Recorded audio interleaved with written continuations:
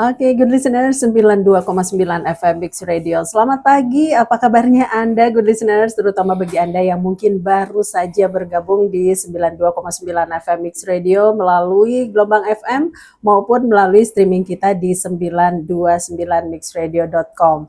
Seperti yang sudah kita janjikan dan sudah kita informasikan sebelumnya, di pagi hari ini kita akan lanjut ya, adakan Radio Talk kembali, kita akan ngobrol dan pagi hari ini kembali kita akan datangkan nih salah satu anggota DPRD Kota Cimahi yang pagi hari ini juga akan membahas pembangunan kota yang berpihak pada warga. Nah, pagi hari ini sudah hadir di depan saya Bapak Muhammad Novib ST sebagai anggota Komisi 3 DPRD Kota Cimahi. Wilujeng Enjing, selamat pagi Pak Novib. Ya, selamat pagi. Iya, apa kabar? Alhamdulillah. Tadi sempat sudah menyapa ya, tapi kita sapa lagi. Dan pagi hari ini terima kasih sudah menyempatkan diri untuk menyapa good listeners, pendengarnya Mix Radio ya. Nah, kita sebetulnya sih akan mungkin membahas pembangunan di Kota Cimahi yang berpihak pada warga ya, atau berpihak pada masyarakat Kota Cimahi. Tapi sebelumnya mungkin untuk yang belum kenal nih Pak Novib ini ya, panggilannya Pak Novib Novib, ya. Betul, betul. Mungkin boleh diceritakan dulu Pak sebelumnya mungkin sebelum menjadi anggota dewan ya, aktivitasnya, kemudian juga kesibukannya di bidang apa sih Pak? Silahkan diperkenalkan. Nama saya Muhammad Novib. Kebetulan alhamdulillah umur baru 40. Nah, baru, aduh. 40 tahun. Ini lagi ranum-ranumnya kalau kata orang ya. Ya, sebelum menjadi dewan, saya asli pengusaha. Pengusaha yang alhamdulillah, kalau pengusaha itu kan bebas ya. Bebas ya, kita pengusaha di bagian di transportasi sih. Jadi ya alhamdulillah turut juga mensukseskan lah mengurangi angka kemiskinan betul. Di kita minimal gitu ya. Alhamdulillah. Nah, transportasi ini juga merupakan salah satu bentuk pembangunan yang cukup krusial ya bidangnya di suatu kota, karena transportasi ini segitu pentingnya ya. Vital, sangat vital sekali. Betul. Nah, ini kalau mungkin kan enak tuh Pak jadi pengusaha ya. Kenapa sih kok terpikir untuk kayaknya saya pengen juga menjadi anggota dewan, pengen juga jadi penyambung lidah, penyambung ini ya, kepentingan aspirasi dari masyarakat. Itu kenapa kepikir jadi, apalagi di usia yang kayaknya ini biasanya puncak karir nih kalau 40 tahun nih Pak. Kalau sebetulnya sih intinya kita pengabdian aja sih ya ke masyarakat. Kalau kita kan bantu masyarakat, saya sepertinya jiwa tuh kok seneng gitu, batin tuh seneng gitu. Nah kalau istilahnya jadi dewan ini kan karena kita memang pengennya kan meraih kekuasaannya dulu. Kenapa saya harus meraih kekuasaan? Supaya ya kita bisa membantu warga. Kalau kita pakai dana pribadi sampai kapanpun kita nggak bisa. Betul. Ya kan ada batasnya, ada limitnya lah gitu kan. Nah kalau kita masuk ke pemerintahan di samping ya pengusahanya juga tetap masih jalan. Ya sekarang alhamdulillah dipegang sama istri. Sekarang istri saya yang intinya saya cuma memantau saja. Tapi tidak ada kepentingan di Kota Cimahi karena memang intinya saya jadi dewan ini juga melihat juga di dapil saya juga agak kurang baik lah. Untuk masalah pembangunan. Boleh tahu di dapil mana Bapak? Saya di dapil 4. Di dapil 4 itu di kelurahan, meliputi kelurahan utama, Cibeber dan kelurahan Leuwi Gajah. Nah itu emang ini kebetulan saya nih. Satu-satunya saya orang kelurahan utama yang jadi. Dan kebetulan memang saya ini jadinya kan kemarin sebetulnya kan PAW. Kebetulan kemarin yang dapat kursi ini itu sebetulnya Bapak almarhum Haji Ali Hasan. Ali Hasan SIP, beliau guru saya, mentor saya. Ya akhirnya sekarang ya kendaraan yang sama betul, satu partai ya yang akhirnya sama. saya harus memperjuangkan lah, meneruskan perjuangan beliau. Dan beliau kan sudah berapa ya, 7 periode, 8 periode ini ya. Pak. Dari provinsi ya mungkin beliau kemarin udahlah pengen yang dekat-dekat aja gitu. Ya, akhirnya sekarang saya ya mandatnya dikesayakan, ya udah saya akan melanjutkan. Diteruskan seperti itu. Jadi ternyata meskipun sudah merasakan mungkin ya enaknya jadi pengusaha, tapi namanya panggilan hati ya. Betul, ya. jauh, Bu. Iya, Kalau kita pengusaha lebih bebas lah. Betul, betul. Nah, Gitu. ini kemudian kalau dari mungkin dari kehidupan pribadi ya, boleh kita korek sedikit ya. Mangga, Ini sebelum jadi dewan sama sesudah jadi dewan, ada perbedaan yang signifikan nggak? Yang terasa gitu mungkin di kehidupan keluarga dengan istri, dengan keluarga? Iya, condong waktu dengan keluarga agak lebih jarang ya sekarang ini. Karena Justru memang, lebih sibuk ya? Betul, karena emang tanggung jawab. Jadi dewan itu kan bukan hanya sekedar absensi saja. Betul. Apa yang kita ada rapat, ada kegiatan, kita harus senantiasa mengikuti. Ya. Karena kan kami ini kan satu kan digaji oleh masyarakat. Kita harus ada punya tanggung jawab untuk mau tidak mau, suka tidak suka, iya kan?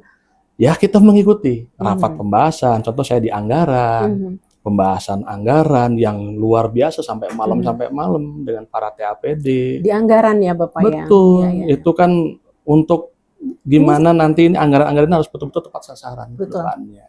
Terus saya juga di komisi juga harus memantau, ya kan? Harus mendorong pembangunan nih. Betul. Karena kami di Komisi 3 untuk pembangunan ini di wilayah Kota Cimahi ini seluruh ya, bukan hanya dapil ya, satu komisi itu seluruh se-Cimahi.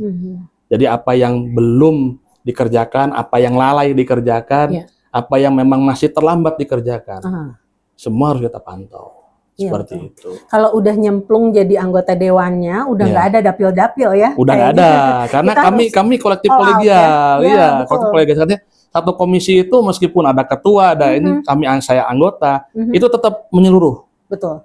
Tidak bisa saya hanya mementingkan konstituen saya untuk di dapil 4 tidak. Tapi intinya ya, kami semua ini kan perwakilan daripada dapil-dapil ya, di komisi 3 ya saya. Jadi intinya ya harus selaras. Jadi harus betul selaras, harus benar-benar berjalan pembangunan di kita. Nah, kalau bicara tentang Komisi 3 ya, yang mungkin saat ini Bapak sedang berada di dalamnya. Ini salah satu yang diurusi oleh Komisi 3 adalah pembangunan ya. Seperti yang tema yang kali ini akan kita angkat, pembangunan kota yang berpihak pada warga.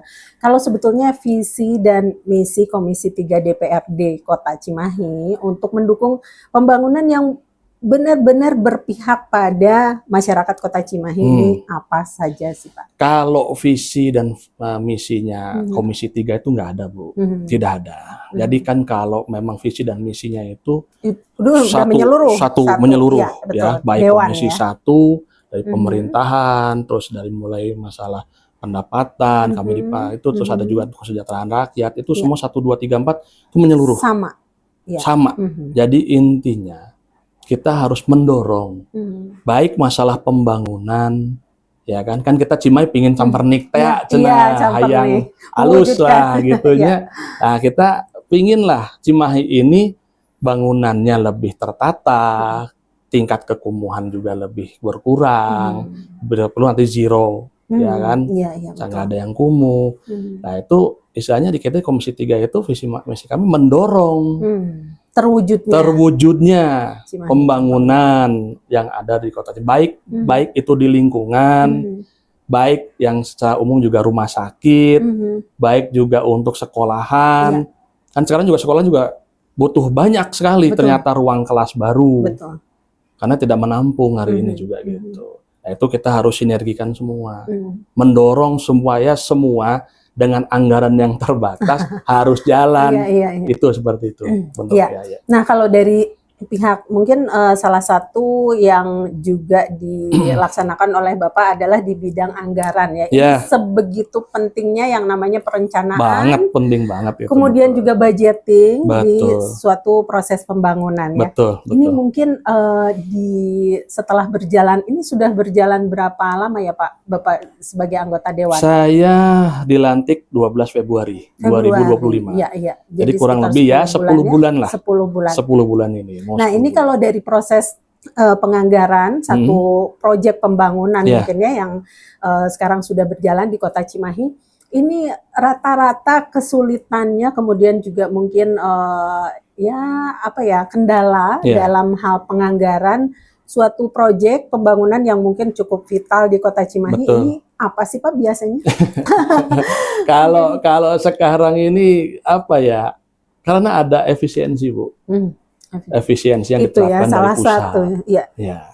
Terutama mungkin tahun depan ini kita kan dikurangi TKD atau DBH ya. Iya, betul. Itu sekitar 239 miliar. Itu dan memang berat sebetulnya karena memang kurang lebih anggaran kita ini 40% lebih, hampir mau 50% untuk gaji ASN. Ya, betul. Jadi untuk pembangunan fisik, untuk ya modal ya kita juga ada apa namanya bansos, terus untuk yang lain-lain juga akhirnya sangat kecil. Jadi istilahnya bagiannya cuma dibagi kecil-kecil gitu tiap dinas ya. Dan ya mudah-mudahan Pak Wali bisa betul-betul dengan TAPD-nya ini gimana ya? Condong lebih bisa mengalokasikan dana yang ke hal-hal yang prioritas. Benar-benar betul-betul harus prioritas. Karena kami juga di anggaran juga membahas tolonglah kalau memang ada dana yang kira-kiranya ini kurang berpihak, kita geser ke yang berpihak. Gitu ya. Karena emang luar biasa kita dipangkas ya. hampir 239 M itu miliar besar karena adik kita kan tadinya kan tahun depan 1,7 T. Nah, turun lagi. Gitu ya. Jadi 1,5-an sekarang. Iya, betul. Seperti itu. Nah, ini kalau tadi sempat disinggung juga kata Bapak, kalau pembangunan itu ya menyeluruh gitu ya. Betul, salah satunya juga adalah kenyamanan di suatu kota itu merupakan juga salah satu target dari pembangunan ya. Kekumuhan harus dikurangi, kemiskinan dan segala macam. Nah, ini tadi kita di off air sempat ngobrol ya Pak. Ternyata permasalahan di Kota Cimahi ini salah satu yang cukup mengganjal dan juga sampai saat ini belum ketemu solusi yang pas banget gitu ya, adalah masalah sampah ya Pak. Betul, nah, betul. Ini kalau menurut pandangan Bapak sendiri ya, sebagai anggota dewan, kemudian juga mungkin sebagai latar belakang pengusaha gitu ya, dan sebagai warga masyarakat biasa gitu ya, betul, Bapak berperan di beberapa ini ya. Iya, betul.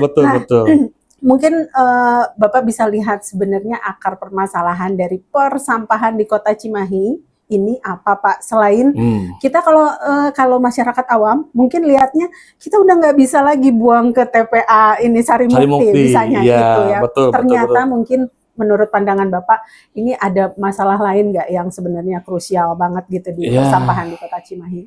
Sebetulnya sih saya pribadi pernah mengusulkan di rapat komisi dengan Dinas LH ya. Dengan Bu Rini, dengan dokter ini saya ngomong, Bu, ayolah kita bikin pengolahan sampahnya yang berteknologi. Betul. Karena kalau dengan sekarang pun dengan anggaran berapapun hari ini, sampai kiamat pun kalau nggak dikelola dengan baik, ini tidak akan terurai masalahnya, dan tidak akan selesai. Jadi nggak usah perlu studi banding kemana-mana jauh-jauh. Di kita aja sob. Kita di sini ada juga ya yang mengolah. Contoh kalau tidak salah, ini tidak salah ya, karena bukan dapil saya. Di dapil 3 itu ada namanya di Melong di RW 26. Dia bisa mengolah sampah plastik menjadi bahan bakar. Hari ini sudah ada.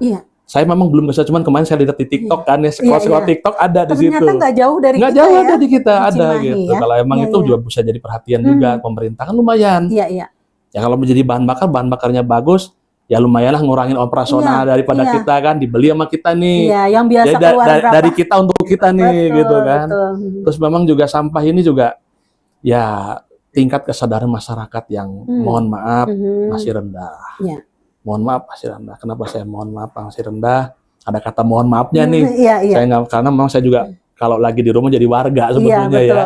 Dan selain itu juga mungkin banyak dapat aduan-aduan. Banyak sekali. Setiap reses saya ke wilayah turun ke lapangan itu ke warga, yang diomongkan cuma satu, sampahnya kumaha Pak, sudah numpuk dan lain sebagainya.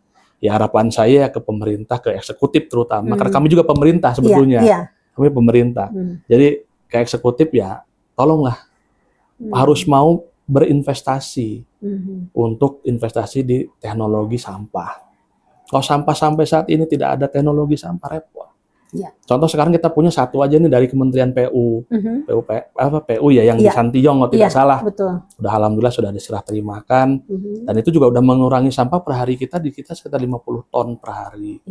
Nah kan lumayan kalau bisa ada, itu kan baru utara ya, Cimahi Utara, tengah dikasih, selatan dikasih, saya rasa sampah di Cimahi akan kurang signifikan. Iya. Gitu. Nah, ternyata itu kuncinya ya. Jadi pengolahan yang berteknologi. Betul. Jadi buat apa ada teknologi kalau nggak dipakai? Betul, gitu ya? betul. Karena ya itu harus kuncinya memang di situ yang saya lihat ya.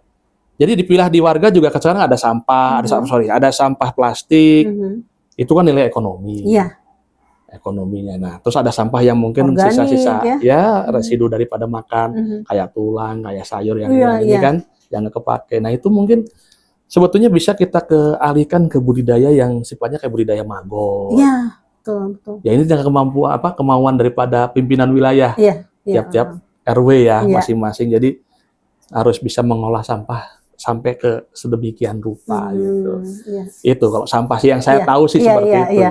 Nah, ternyata dari pandangan Bapak sebagai warga masyarakat sendiri, sebagai anggota DPRD yang juga ternyata dapat banyak aduan, kemudian juga keluhan dari masyarakat di dapil Bapak sendiri ya. Sampah ini masih aja ya di Kota Cimahi ini. Nah, mudah-mudahan pembangunan yang seperti tadi Bapak sebutkan juga pakai teknologi gitu ya. Ini bisa mempercepat gitu ya terwujudnya. Betul. Setidaknya kita nggak harus berpatok ke Sarimukti ya. Betul. Sarimukti udah mau sampai kapan? Iya. Hanya itu sih. Ada keterbatasan ya. Pasti.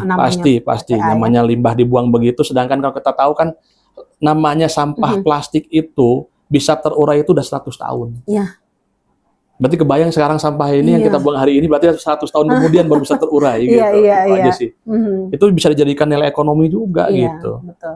Itu sih yang penting mau ngolah lah. Iya. Nah, ini kembali berkaitan dengan tugas sebagai di bagian anggaran ya. Nah, ini kalau bagaimana Dewan Bapak sebagai anggota DPRD, kemudian juga sebagai anggota Komisi 3, ini bisa memastikan bahwa proses penganggaran ini memang sudah balik lagi seperti tadi ya, memang proses perencanaan, penganggaran dan sebagainya di proyek-proyek pembangunan ini memang betul-betul berpihak pada warga. Ini bagaimana mengevaluasinya, kemudian juga mengawasinya, Pak? Ya kalau berpihak kan jelas kita kan ada pembahasan. Sebelum memang kita naik ke anggaran itu biasanya di komisi. Di komisi kita akan membahas si eksekutif ini, dinas-dinas terkait ini. Kami kan ada 11 dinas yang 11 atau 12 dinas mitra kami. Betul.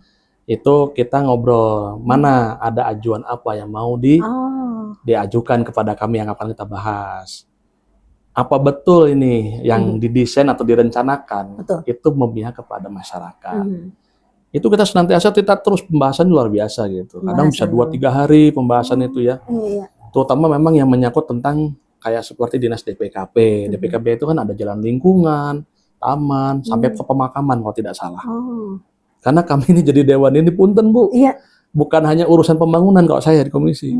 Jadi bahasanya punten, mohon maaf ini saya harus Bu. Jadi dari sajadah sampai haram jadah Bu.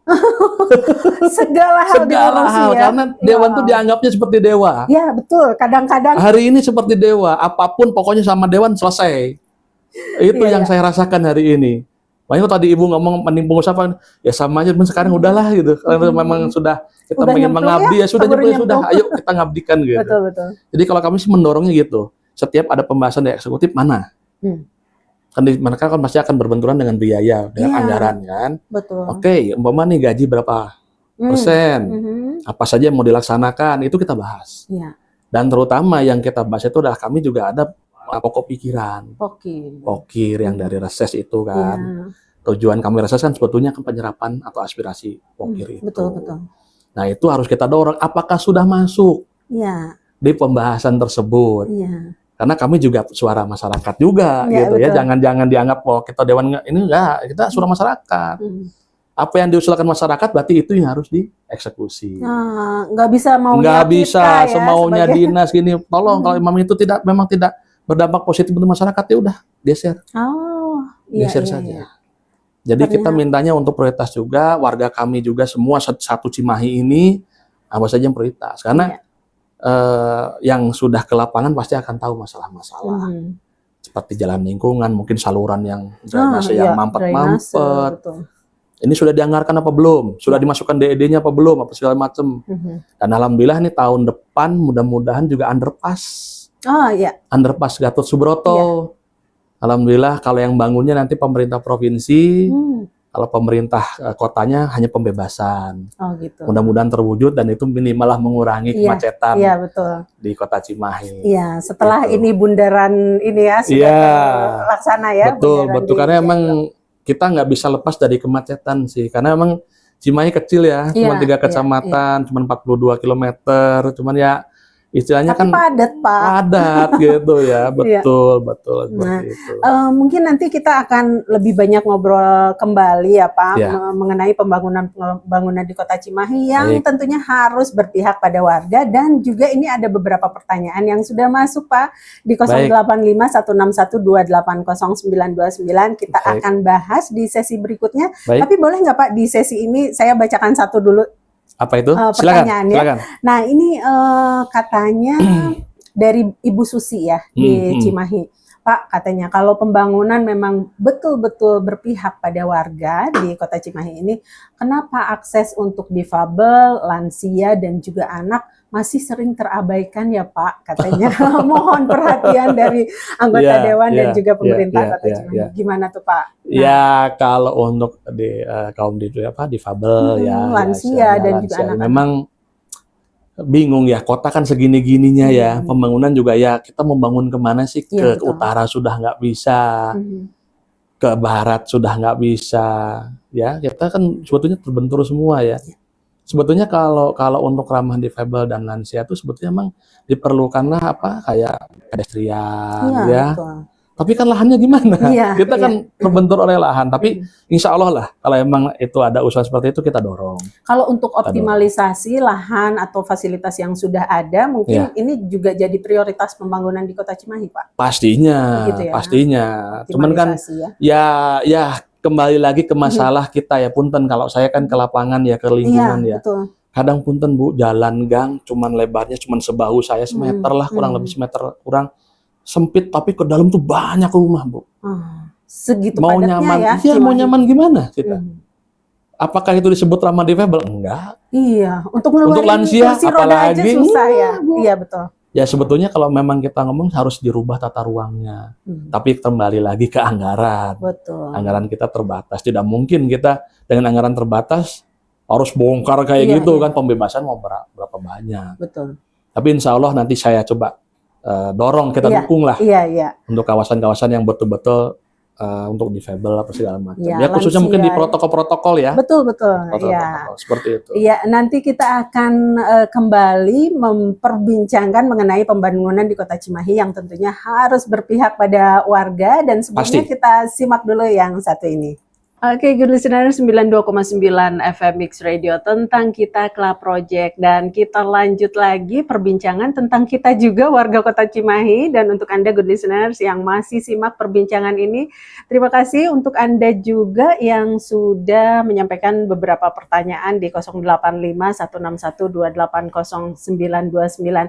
Biasanya kalau anggota Dewan udah hadir nih Pak, ngeburu dulu pertanyaannya gitu ya. Kadang nggak sesuai tema juga nggak apa-apa ya Pak. Nggak apa-apa. Karena kan sebisa saya jawab. Betul, karena yang namanya anggota Dewan kayaknya udah seperti tadi kata Bapak, ngurusinnya dari yang ini sampai ini.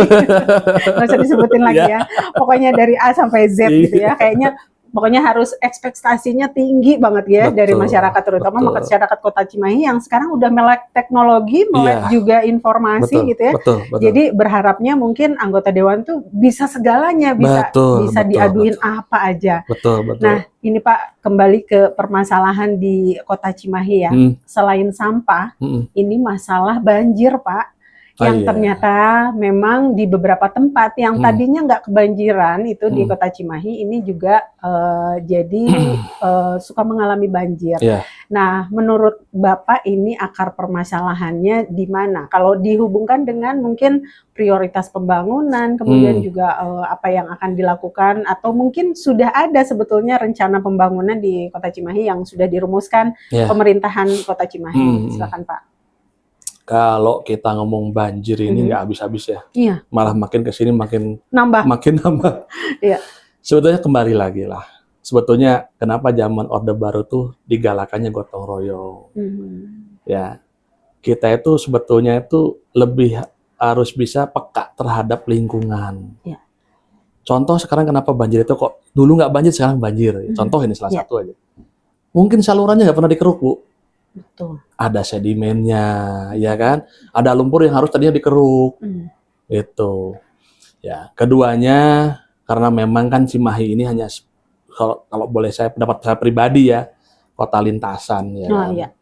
Jadi kan sekarang yang dari utara sudah KBB. Ya kan, kadang di sana hujan lebat ke kita, larinya nyampe, ke kita ya kan, iya, betul. Ya kan, kita kesananya mau buang, akhirnya ke selatan adalah kabupaten. Iya. Contoh yang di Melong kan sering banjir hari ini. Berbatasan ya dengan Kabupaten Bandung. Dan memang ini harus lintas segala sektor ya, terutama mungkin di pemerintah sendiri, di eksekutif. Jadi harus ada saling bahu membahu, mengusulkan kepada Bapak Gubernur minimal Bandung Raya ini diselesaikan, karena Cimahi mau ngatasi ke selatan mentok sama kabupaten karena udah bukan wilayah kami, tidak bisa dikerjakan. Untuk ke utara udah jelas kita juga bukan wilayah kami. Jadi Cimahi itu kebagian unggul gitu. Limpahannya unggul gitu. Nah, ini memang kesadaran minimal di wilayah lah, minimal di wilayah yang kita domisili, ya di lingkungan saluran dicek. Apakah sedimennya sudah naik? Boleh diusulkan umpamanya, aduh Pak, iyalah mun ku warga mana pribadi merenang, aduh mau beres-beres, urus pemerintah, usulkan. Ada yang di wilayahnya siapa dapil apa, ada dewan di situ, mah enggak. Jangan sungkan-sungkan. Kami open, kami terbuka kok. Kami ini kan istilahnya tinggal Bapak Ibu menyampaikan aspirasi, insya Allah kita dorong. Ya, kita dorong. Karena kami sifatnya kan kolektif kolegial ya. Di wilayah masing-masing ada. Tinggal mangga itu didorong ke dewan masing-masing di wilayah. Supaya diusulkan kepada dinas. Dan biasanya kalau sudah sama dewan, diusulkan dan didorong dan diingetin tiap hari, tiap menit bahasanya. Ya insya Allah, dinas juga, kita akan teriakin juga. Tolong tuh, banjir terus. Gitu, kita bisa lah. Seperti itu. Tapi ya intinya kembali lagi kepada lingkungan, bahwa pada dasarnya kenali dulu lingkungannya, Bu. Kalau emang drainasenya memang sudah ada sedimentasi yang sudah naik, sudah tinggi, ya mbok lah gimana lah sama masyarakatnya. Yuk kita sama-sama gotong royong kita bersihkan. Terutama sampah yang balik lagi urusannya. Ternyata sampah lagi kemana-mana ya Pak. Sampah kemana-mana. Sampah ini kalau udah nyumbat banjir. Tepira gitu ada lubang hong, tiba-tiba itu ada masuk bola. Bola nyumbat, akhirnya mudah lah keluar. Nah, pada sepele, cuman bola masuk itu sampah lah, anggaplah gitu kan. Ditarik akhirnya lancar lagi. Nah, kenalilah lingkungannya. Kalau memang perlu kita dorong dari pemerintah, dari eksekutif, apa dari kami, kita dorong, kita aspirasikan, kita dorong ke dinas untuk membantu di wilayah masing-masing ya. Betul. Gitu mungkin. Nah, itu ya mungkin salah satu permasalahan yaitu banjir di Kota Cimahi yang emang berkaitan erat ya dengan proses pembangunan yang lagi-lagi melihat kepentingan dari warga Kota Cimahi. Nah, ini kita bahas lagi pertanyaannya, Pak. Yang saya bisa saya jawab. Iya. Nah, ini dari Kang Tommy katanya, Pak, di Cimahi trotoar dibangun bagus katanya, tapi pejalan kaki masih sering susah lewat tuh Pak karena adanya parkir yang sembarangan dan juga PKL. Nah, apakah pembangunan ini sudah benar-benar mikirin untuk pejalan kaki katanya? Gimana ya? Silakan Pak. Ya di satu sisi kalau kita ngomong PKL ekonomi ya. Iya. Hari ini ekonomi juga lagi, kalau saya lihat ya berdasarkan kacamata saya nih, memang lagi pada sulit. Tidak baik-baik saja. Tidak baik-baik saja. Karena memang kita sekarang dari Presiden mengumumkan efisiensi saya, kita kan agak, ada apa nih. Tapi yang mudah-mudahan kita berdoa dan berharap ya, senantiasa kita berdoa, memanjatkan doa kepada Yang Maha Kuasa supaya ya mudah-mudahan tidak terjadilah krisis-krisis ke depannya gitu ya. Untuk masalah pejalan kaki sih, ya kembali lagi kepada penegakan aturan perda, sebetulnya ada perda. Penertibannya ada. Cuman kalau masalah perda saya kurang hafal ya, masalah perda. Nah intinya di situ kan kita ada namanya polisi Pamong Praja. Kan dia juga ada anggarannya. Coba aja ya istilahnya diusulkan ya. Ya istilahnya mereka juga punya anggaran, ya dilaksanakan lah. Iya. Ya, hal-hal yang istilahnya sifatnya yang mana nih yang perlu pejalan kaki gitu. sebenarnya kami juga nggak tega melihat PKL hari ini ya diusir-usir. Cuman memang ya kita kasih pemahaman lah sama PKL. Tolonglah mun pada jualan mah kontrak di mana lah gitu. Mau di sini tapi kontrak di mana, ada kios ada apa yang bisa lebih ramah lingkungan gitu kan. Tiba-tiba kita jalan di pedestriannya, kita tiba-tiba mentok ada warung, ada kios gitu kan. Ya itu nggak lucu. Ya mudah-mudahan Satpol PP mendengar juga ya banyak ditertibkan aja sih. Seperti itu. Kalau menurut saya ya bukan tidak memikirkan, kan sebetulnya kembali lagi kepada masyarakat hari ini, kesadaran lagi. Balik lagi masalah kesadaran. Urang teh butuhna kernaon di dia. Ketika kita menduduki satu kawasan yang di situ tempat pejalan kaki, berarti kan haknya udah diambil. Betul. Nah itu haknya kita kembalikan lagi. Kalau orang berpikir sadar, oh ya udah saya mending minggir lah, agak ke dalam biar supaya bisa jalan. Kembali lagi ke kesadaran lah. Iya. Mudah-mudahan para pedagang, kemudian juga mungkin ya terutama pedagang kaki lima gitu ya, ikut memikirkan juga ya, masing-masing punya kepentingan dan mudah-mudahan nggak bertabrakan ya kepentingannya. Betul. Gitu ya kita kan tampung sama warga ya Pak. Warga Kota Cimahi. Kita tampung aspirasi lah mau seperti apa pedagang supaya mereka juga bisa hidup, ekonomi juga bisa menggeliat. Iya, seperti itu. Nah, ini ada pertanyaan lagi nih Pak dari Pak ini sebentar Pak. Oh ya, dari Ibu Fitri ya. Sepertinya ibu-ibu nih, Fitri namanya. Pembangunan katanya sering terlihat rapi di pusat kota, di Kota Cimahi. Betul. Tapi gimana dengan wilayah yang padat dan juga gang-gang pemukiman yang jarang tersentuh? Apakah harus nunggu laporan dari masyarakat dulu katanya? Ini kayaknya sempat disinggung tadi ya, kayak ini ya untuk lansia gitu, gangnya terlalu sempit untuk ngeluarin kursi roda aja kayaknya susah gitu ya. Gimana tuh Pak? Kalau pembangunan di wilayah padat dulu. Kalau ya sebetulnya kan kalau kita boleh melihat itu kan di protokol-protokolnya alhamdulillah udah bagus lah ya. Karena Pak Dedi waktu kesini juga kemarin waktu pas ulang tahun Cimahi kalau tidak salah ya datang ke sini ya wah protokol bagus nih gitu kan. Batin saya mah kan coba lihat ada ke pinggir dikit ke gangnya kita lihat ya. Nah memang gimana ya Bu ya karena emang sudah jadi gitu loh. Sudah jadi kawasannya gitu. Sebetulnya kalau dari dulu ditata ya sebelum dibangun, mungkin kayaknya nggak seperti itu. Dan itu tadi kan kembali lagi ketika akan kita usulkan untuk dibenahi juga kan ya anggaran lagi. Anggaran sangat besar. Harus pembebasan dan sebagainya ya. Ya intinya kalau masalah pembangunan di lingkungan diusulkan saja ke kami di Komisi 3 ya. Insya Allah wilayahnya di mana apa segala macam kita bantu. Kita bantu seperti itu. Jadi boleh ya masyarakat mungkin untuk yang apalagi kalau yang udah terbentuk gitu ya lingkungannya seperti itu emang agak sulit. Paling kita coba rapihkan lah. Betul. Kita usulkan untuk dirapihkan. Iya. Nah ini kalau balik lagi ke mungkin Komisi 3 tempat Bapak berada ya di DPRD Kota Cimahi. Ini kalau dari Komisi 3 sendiri apakah punya mekanisme khusus untuk menampung aspirasi masyarakat atau sama masing-masing komisi juga sama? Kantor DPRD itu sebetulnya juga rumah masyarakat ya. Betul. Ya istilahnya kami juga kalau memang mengusulkan silahkan. Kami membuka lebar-lebar silahkan gitu. Yang penting judulnya sesuai dengan tupoksi. Tupoksi yang ada di komisi. Ya kalau memang tidak bisa usul ke dewannya mah enggak.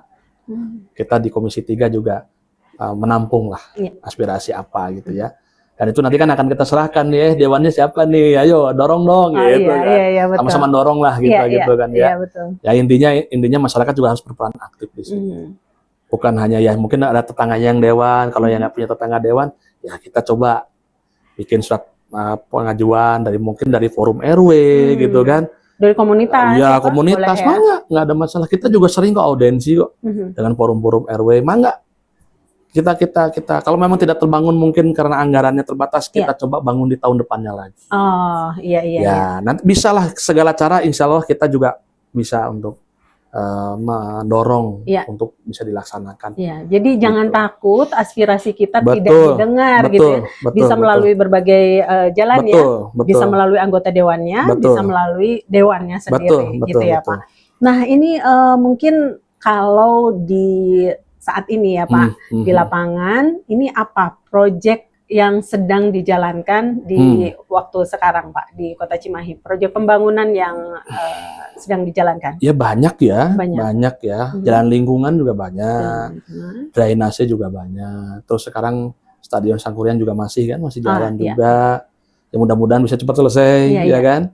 Terus yang kalau kita yang kemarin sidak itu teman-teman itu di Cibaligo, itu apa, lapangan Pak? Cibaligo kayak mini soccer dan lain sebagainya ada di situ juga lagi dikerjakan juga. Terus juga masalah SD, SMP juga ada yang beberapa sudah dikerjakan juga. Jadi kalau kami sih mendorongnya ke semua ya, Jadi yang berkaitan dengan infrastruktur secara umum. Nah, baik mau rumah sakit, baik untuk sekolahan, itu kita dorong semua.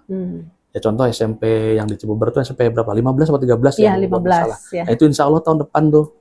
Gitu. Karena ada juga pembangunan dan itu udah mulai akan dibebaskan. Mungkin akan lebih hegar lagi lah gitu ya. Seperti itu. Ya insya Allah kalau sekarang pembangunan banyak ya, cuman memang ya tadi ada efisiensi tadi Bu. Betul. Ada efisiensi gitu. Jadi agak-agak ini ya, bukan terhambat ya, mungkin harus menyiasati lagi menyiasati anggaran yang masih ada lah gitu ya. Digabung-gabung dengan PAD dan sebagainya. Iya, betul.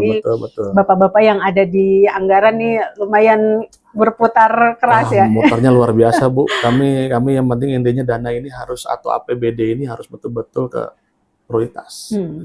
Apa yang dibutuhkan oleh masyarakat. Jangan sampai salah sasaran, uang kita percuma. Iya, betul. Dapatnya susah. Iya. Itu Pak. Itu ya. Intinya. Oke, dan Pak, nggak kerasa ternyata kita harus sudahi dulu nih perbincangan kita.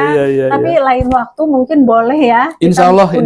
Kalau menarik, menurut audien menarik ya, sangat menarik nih Pak. Karena insya Allah ternyata Pak Novib ini diam-diam meskipun baru 1 periode ya, tapi baru juga, 10 bulan.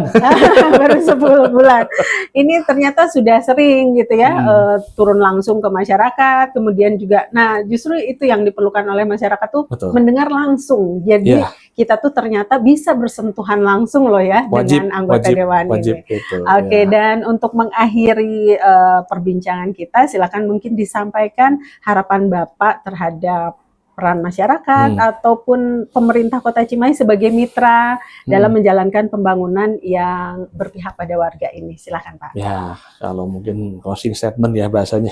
Iya. Ya kalau bagi kami harus senantiasa bersinergi Bu dengan pemerintah eksekutif, di mana kan Dewan ini kan hanya 3 tugas besar, legislasi, penganggaran dan pengawasan. Nah di situ kita harus bisa sinergi dengan eksekutif dan legislatif karena ibarat suami istri harus saling terbuka, harus saling kita senantiasa membantu mendorong pembangunan mana yang belum dilakukan. Ya insya Allah kalau umpamanya memang pemerintahan ini bisa bahasa nama campernik temanya, campernik terus happy, masyarakat happy, berarti kan happy kudu nyaman. Kita bantu semaksimal mungkin pembangunan ini untuk bisa bermanfaat bagi masyarakat banyak khususnya untuk Kota Cimahi. Mungkin itu dari saya. Nah, buat masyarakat Kota Cimahi sekali lagi Pak, mungkin himbauannya soal sampah. Ayo masyarakat harus gimana tuh Pak? Kalau untuk sampah saya menghimbau kepada masyarakat dari sejak dini kita harus memiliki kesadaran bahwa sampah tidak harus melulu dibuang. Masyarakat harus memilih mana yang harus menjadi sampah yang bisa nilai ekonomis, mana yang bisa menjadi misalnya hanya bisa dibuangnya. Jadi harus dipilah dan tidak serta-merta kita harus membuang terus ke Sarimukti. Sampai kapanpun, sampai dunia, sampai kiamat pun kalau tidak kita pilah-pilah sampah ini, ya ini yang menjadi PR besar. Dan ini nanti kita tinggal tunggu bom waktunya kapan. Ya, mudah-mudahan masyarakat menyadari, ya harapan saya, kenali sampahnya, dipilah, ya kan? Ya kalau ada teknologi kita coba dorong pakai teknologi yang mudah-mudahan kedepannya Cimahi ini bisa zero. Ya, betul. Iya. Nah, terima kasih banyak Pak. Ini terutama untuk anak-anak muda nih betul. Yang seusia Bapak nih 20-an gitu ya Pak. 20-an nggak sih Pak usianya? Nah, mudah-mudahan kita juga jadi terinspirasi ya. Ternyata membangun Kota Cimahi ini nggak bisa kalau dewan aja, tidak bisa. pemerintah aja. Seluruh masyarakat, Betul. semua stakeholder harus ikut.